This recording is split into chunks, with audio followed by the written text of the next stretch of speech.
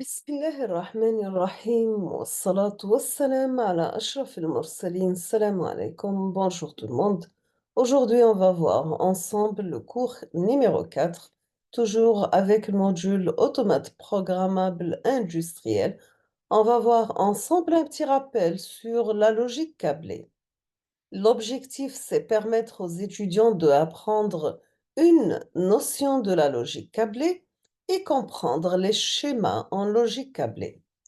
Sachant que la logique câblée, c'est une technique ou bien technologie de réalisation des fonctions logiques, soit sous forme combinatoire ou bien séquentielle, en interconnectant judicieusement des éléments matériels, électriques, des contacts, des interpréteurs, des tempérisateurs, etc. Donc, malgré l'apparition des automates programmables industriels, la logique câblée reste toujours utilisée, surtout dans les automates simples ou les fonctions de sécurité comme l'arrêt d'urgence. Voici un exemple: démarrage direct d'un moteur asynchrone triphasé. Donc, la commande marche-arrêt d'un moteur asynchrone se réalise à l'aide de deux circuits électriques. La première, c'est bien le circuit de puissance et la deuxième, c'est le circuit de commande. Nous avons que le schéma suivant présente le circuit de puissance. Donc, vous voyez bien que L1, L2 et L3 représentent une alimentation triphasée. Q1, c'est un sectionneur fusible. KM1 contacteur principal, F1 relais thermique, M c'est un moteur triphasé. On suppose que la marche arrêt du moteur soit actionnée par deux boutons poussoirs S0 et S1. Dans ce cas, le circuit de commande peut être réalisé à l'aide de la logique câblée comme suit. Nous avons L1, c'est l'alimentation électrique, la ligne. Q1, c'est les disjoncteurs. F1, contact de relais thermique.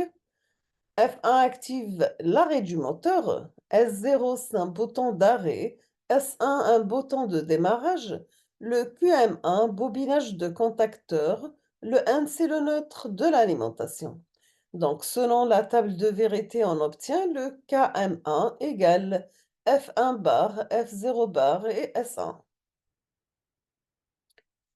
L'opérateur doit maintenir le bouton S1 enfoncé pour que le moteur reste en marche. On peut utiliser ce circuit à des fins de sécurité lorsqu'on désire obliger l'opérateur à maintenir une distance entre ses mains et une zone de coupure, par exemple. On va voir ici le circuit de maintien ou bien ce qu'on appelle la fonction mémoire. Concernant la priorité à l'arrêt, donc lorsque le bouton S1 sera poussé, la bobine KM1 s'activera et le moteur démarrera. Le contact KM1 se fermera pour laisser passer le courant à son tour. Lorsque l'opérateur relâchera le bouton, la bobine restera activée car le bout courant passera par le contact KM1 et dans ce cas, le moteur reste en marche et pour l'arrêter, l'opérateur doit appuyer sur le bouton S0. Le contact KM1, c'est un contact de maintien. C'est l'opérateur par manque Donc, pardon, c'est l'opérateur par manque d'attention appuyé sur les boutons S0 et S1 à la fois.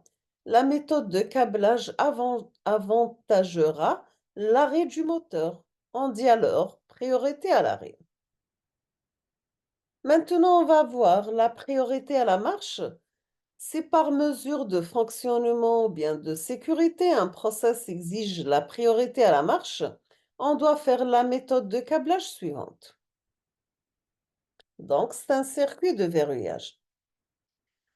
Un autre exemple, c'est le démarrage direct semi-automatique à deux sens de marche.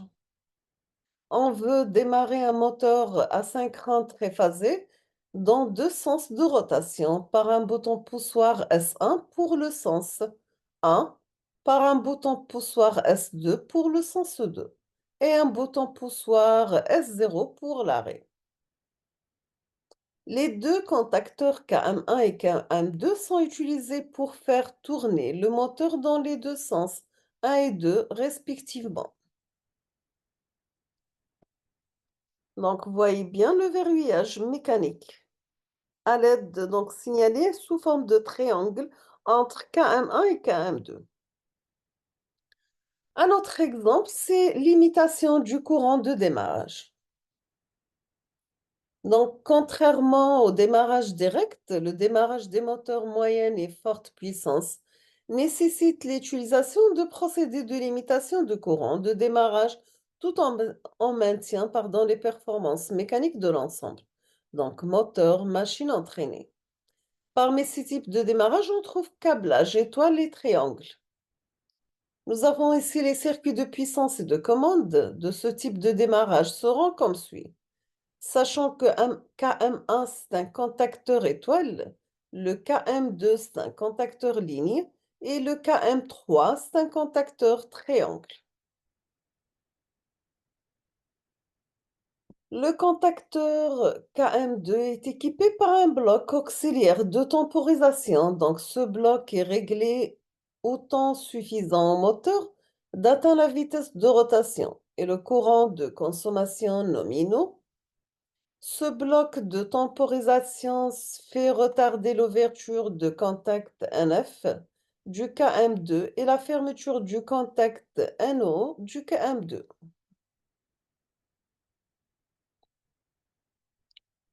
Maintenant, on va voir les blocs auxiliaires temporisés. Les blocs auxiliaires temporisés servent à retarder l'action d'un contacteur, donc lors de sa mise en sous tension ou lors de son arrêt. Donc, vous voyez bien dans la première figure un bloc auxiliaire temporisé et là dans la deuxième un contacteur. Voici les types de temporisation, donc soit retardé lors de l'ouverture de contact ou bien retardé lors de la fermeture du contact. Troisième, retardé lors de la fermeture de contact, l'ouverture se fait instantanément. On termine avec la dernière, donc retardé lors de l'ouverture de contact et la fermeture se fait instantanément. Donc voici le signal de commande pour chaque type. Donc un F retard à l'ouverture, un O retard à la fermeture, un F retard à la fermeture et un O retard à l'ouverture. On va s'arrêter ici aujourd'hui et on termine la suite dans les prochains jours, Inch'Allah. Donc, je vous remercie infiniment pour votre attention. N'hésitez pas si vous avez des questions et à la prochaine vidéo, Inch'Allah. Merci beaucoup.